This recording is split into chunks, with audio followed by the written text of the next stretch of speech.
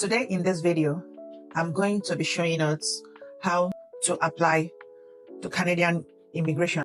Who does your application does not determine if it will be approved or not. That Mr. A is doing it for you is not a guarantee that your application will be approved. So at the end of this video, you should be able to say, okay, I can do it myself. That is the essence of this. And the money I would have used to pay an agent or anyone to do it for me, let me save it for something else. So let's get started with it. In our last video, I showed us the different pathways that we can use to migrate to Canada. One of those pathways is Express Entry. Now, Express is an online system used to manage immigration application for skilled work. So whether they are skilled workers in Canada or skilled workers outside of Canada, they can use Express Entry. Express Entry has three categories or three pathways. One of the pathways is Canadian Experience Class. With the Canadian Experience Class, your work experience has to be in Canada. Even if you are doing an online job, that employer must be in Canada. Because it is Canadian Experience Class, your skilled work has to be in Canada. Skilled work experience in Canada, they are classified into a NOC. NOC means National Occupation Classification. If your job falls under 0 or 1 and you want to write an English test, because you will need an English test for this pathway, the minimum you should have is 7. If it's CLB, 7. If your NOC code is 2 or 3, your English CLB or French CLB will be 5. So whichever language you choose, whether English or French, 2 or 3, CLB is 5. And for NOC 0 and 1, your CLB is 7 minimum, right? The higher, the better. But that is the minimum. Your work experience must be gained in Canada.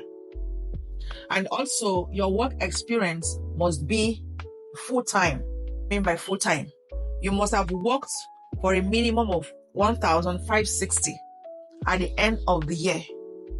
Because the work experience has to be for 1 year. And that 1 year, it has to be full-time. And for it to be full-time, you must have worked for a minimum of 1,560 hours. So that will qualify experience to be 1 year. If your NOC is 0 or 1, for instance, your responsibilities in that job must tally with what the NOC says. So each of these NOC, they have their own responsibilities. That if you say you are a manager, these are your key responsibilities. So under the job description of what you are doing currently, it must fall under the responsibilities of a manager according to NOC 0 or 1. Or the NOC that your experience falls under. Just make sure that your job description aligns with the NOC you want to use for your application. Another important criteria is that your work experience you gain in Canada must be under a status. So if your status has expired while you are in Canada, that work will not count. Status must still be valid within that 1 year for it to count. Now, if you are self-employed or a student, you are not eligible to apply, or a full-time student, you're not eligible to apply under this pathway. Finish your study as a full-time student before you can use this pathway.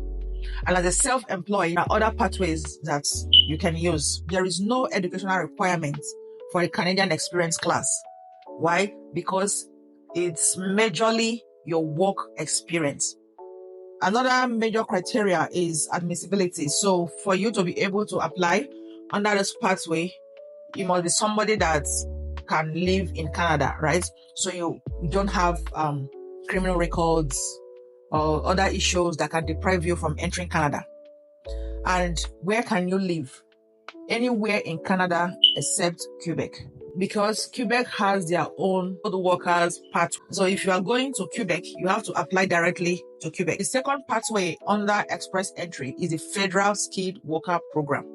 Now, program is for skilled worker in Canada or outside of Canada. The jobs under the skilled worker requires that you had probably a degree, a college diploma, or an apprenticeship, that your job has to be under NOC 0, 1, 2, or 3. It has to be minimum of 1 year, and it has to be a full-time job. And while you were on the job, you are being paid salary. Voluntary work will not fly. So there must be payment of salary. Whether part-time or full-time, it doesn't matter. What matters is at the end of the year, you have your 1,560 work hour for you to be able to qualify. And that job, you were being paid while you were on the job. For the language ability, you must take a test. So if you are taking it, it's either English or French. So if you are taking English, you can choose to do IELTS and choose to do CELPIP. And if it's French, it's either you do the F or the TCF. The third program under the Express Entry is Federal Skilled Trade. For this particular program, the Federal Skilled Trade, your work experience has to be 2 years. Unlike the other ways that we mentioned earlier, this has to be 2 years. And this work must have been paid full-time or part-time. I'll be doing 1, 2, 3 jobs, as long as the minimum work hour at the end of the 2 years is about 3,120. So you must meet the NOC eligibility for you to qualify to apply. And also you will need a job offer for this program. It's either you get a job offer or a certificate of qualification. The certificate of qualification is issued by provinces. So if coming to a particular province, they will be the one to issue the certificate of qualification for your particular trade. For language ability, you also need English or French.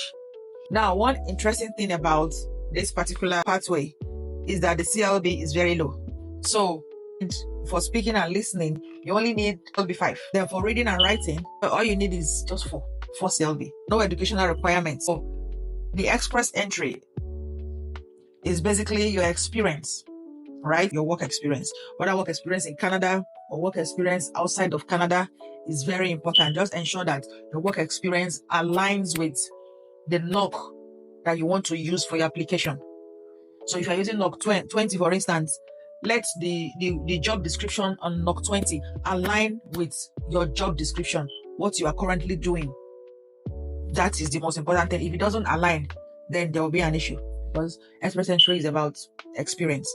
Every other thing, just to help the points or put you up there, they are all important, but mainly if your work experience doesn't align with the NOC you choose, then you might not be qualified. You will need proof of funds if you do not have a job offer.